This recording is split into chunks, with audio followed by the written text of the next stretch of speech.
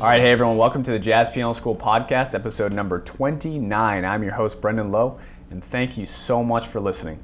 In this episode, I'm going to be going over modes and how to use modes, what the characteristics of modes are, and why you should learn them. But first, the podcast is connected with my website, jazzpianoschool.com, and if you would like a free membership and access to transcriptions, lesson videos, and notated musical exercises, you can go there and grab your free membership. So, modes. Why are modes important? Everyone has beliefs about modes, right? And this has been the hardest thing, and I know it's hard for beginners, right? I know if you're a beginner, it's like, why do we need to learn modes? Like, why? They're just scales. You know, how do these scales turn into jazz improvisation? Like, you can't just play the scales up and down to improvise, right? And this is what everyone says, and then you're practicing the scales, and it's like, how do I practically use these modes to improvise with? Well, that's what I'm going to get into today, because I know it's the most frustrating thing, and I went through the same exact feelings that you guys did about this as I was growing as a jazz pianist. And I'm going to try and help you understand the importance of them and really use them to improvise. So modes, here we go. Modes are important because of the characteristic notes in the mode. All right, I'm going to say that one more time. Each mode has a certain characteristic quality, sound quality, that it possesses that changes the sound of your improvisation, okay? Just like if I were to play a C major scale, let's say I'm improvising with my C major scale over a C major 7 chord.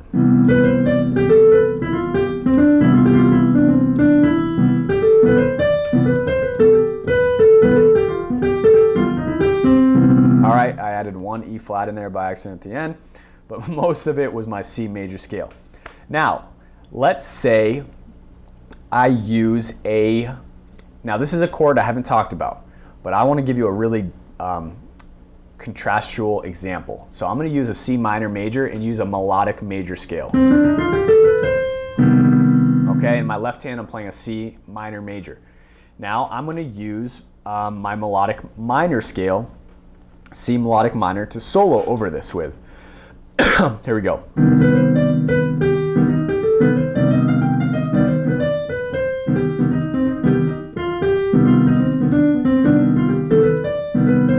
All right, pretty different than my C major scale, but what's the difference, right? One note.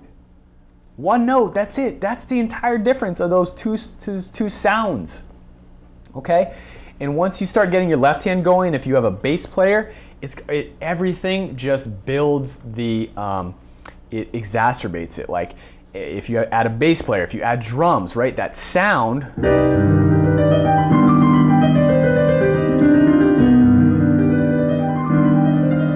that's all C minor major. That's my melodic major. But now let me change one note. I'm going to change one note. I'm going to move the E flat to E, and now I have a C major scale.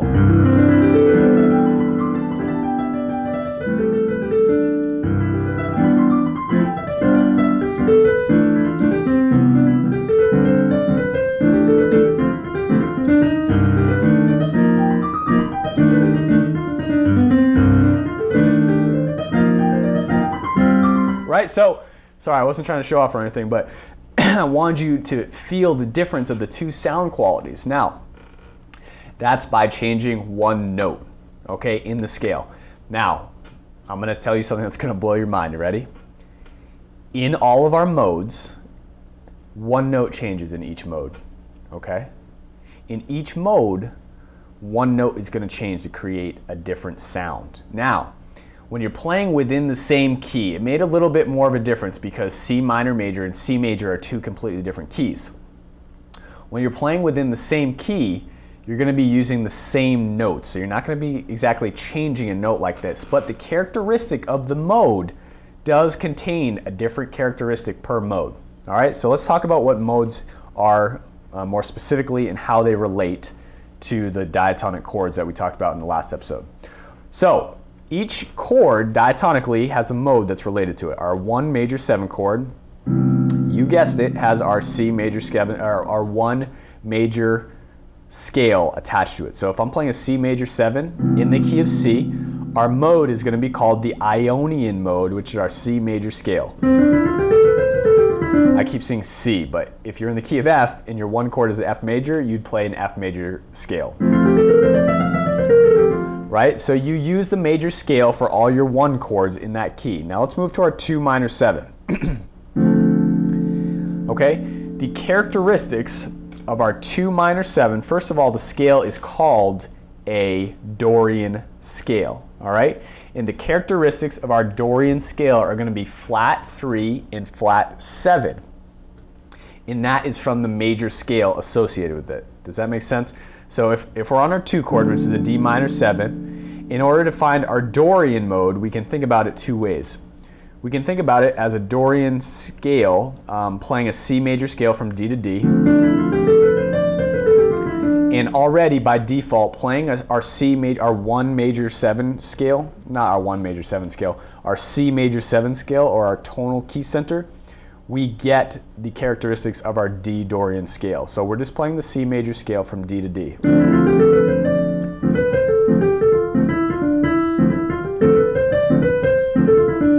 Okay, so, but the characteristics of that scale are flat 3 and flat 7.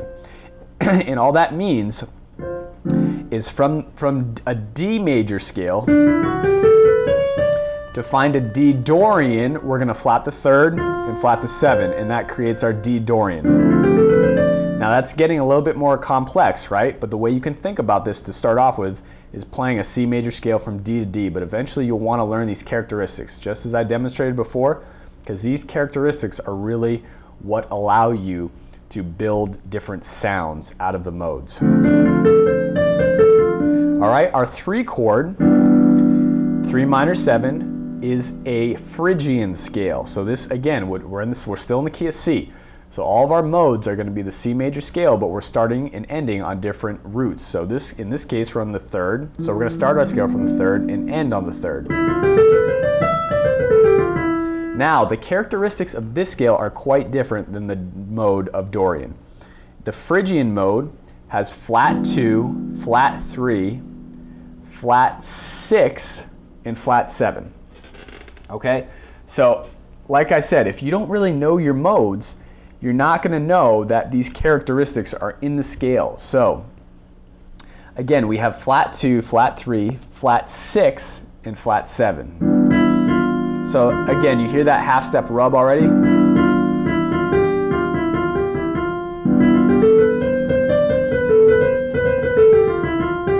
we have the flat 6 in there. So that's creating a completely different characteristic sound than the Dorian mode is. The Dorian mode, we have a whole step to start off with. In the Phrygian mode, we have a half step, right? And there's also a half step between 5 and 6.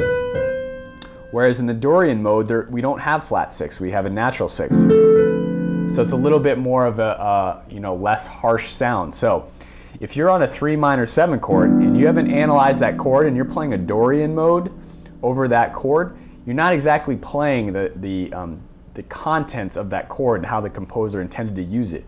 I'm sure your playing might sound okay, but on a lengthier depth level, right, under the layers, you're not really getting inside the harmonies of that chord. And that's why it's important to really know your modes to their full potential. So Phrygian is 3. 4, major 7, is going to be our Lydian scale. Now everyone knows Lydian a lot, mostly because of the sharp 4. It gives a really nice sound.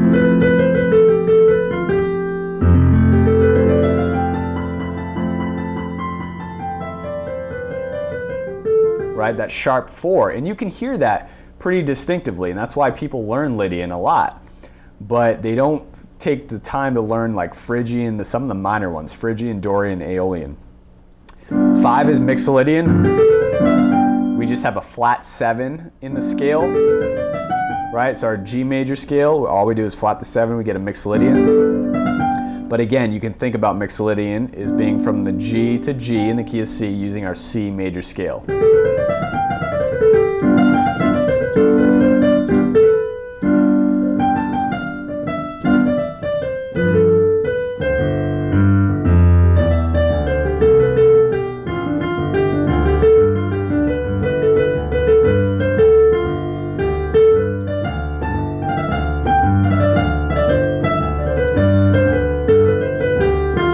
right? So that flat 7 is really, really key in that scale. All right, Aeolian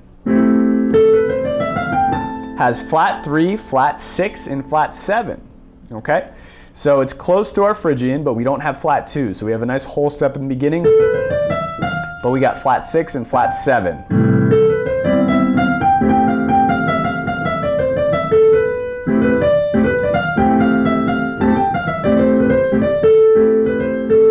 So again, there's a really small characteristic in there, but it really creates the sound and characteristic of how that chord is serving in a piece. So if you have a 6 minor 7 and you're playing a Dorian scale over that, you're basically going to create a Dorian chord out of your left hand, which isn't how the chord is supposed to be serving in the sentence, for example. Like, it's like changing a word in a sentence to mean something else, you know?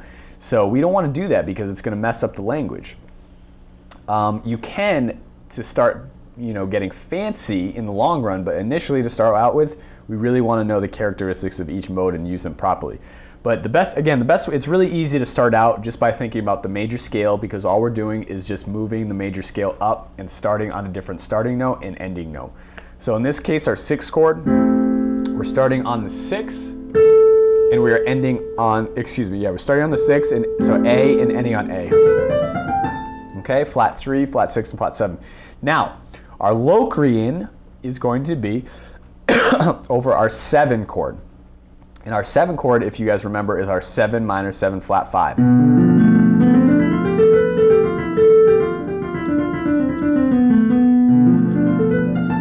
Okay, so our 7 minor 7 flat 5 is our Locrian. Now our Locrian, all right, flat 2, flat 3, flat 5, okay, flat 6, and flat 7. So we have 5 flats. Sorry, I gotta go back to math class. Flat 2, flat 3, flat 5, flat 6, and flat 7.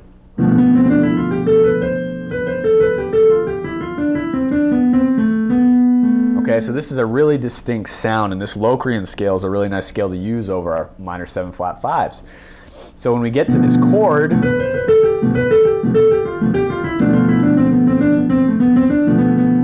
can really understand the qualities of it. We have lots of flats, right? So you really understand what we're playing there. And then finally, we're back to 1. So that's the importance of each mode. Now, how do we practice the modes? We want to practice our modes, swinging our modes up and down to the 7th and back down. So here's our practical practice advice for this episode. If you practice your diatonic harmonies from the last episode, then this should be a follow-up to that, because we'll be progressing off of that. But if you haven't practiced your diatonic harmonies with your left hand, it's going to be a little bit difficult, but you can still try it. So we're going to swing the mode of the chord we're playing in our left hand. So I'm going to do it in the key of C, for example. Sorry, let me get the metronome here. So I'm going to do this probably at 120, and I'm going to go through all my modes. And again, mentally, it's easy because we're using the C major scale. We're using whatever key you're in. We're just using that major scale and moving it, displacing it up based on the root of the chord we're playing. So for example, over a C major 7, we have our C major scale. Over our 2 chord, we have our C major scale from D to D, from E to E, from F to F, okay? So, but now I want to swing it, and I'm going to go up and down my diatonic chords and play the mode that relates to that key. Relates to that chord. So I'm going to go Ionian, Dorian, Phrygian, Lydian, Mixolydian, Aeolian, and Locrian. And then I'm going to go back down. Here we go. 1 and 2 and 3 and 4.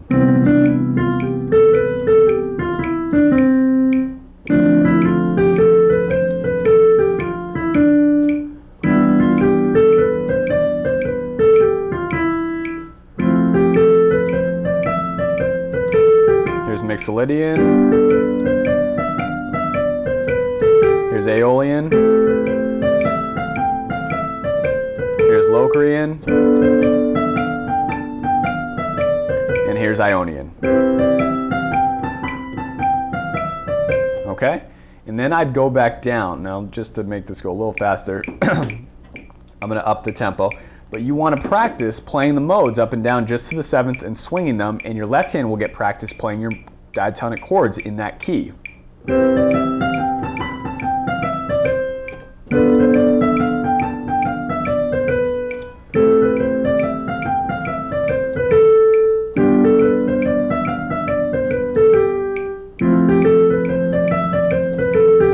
Didn't do that too well.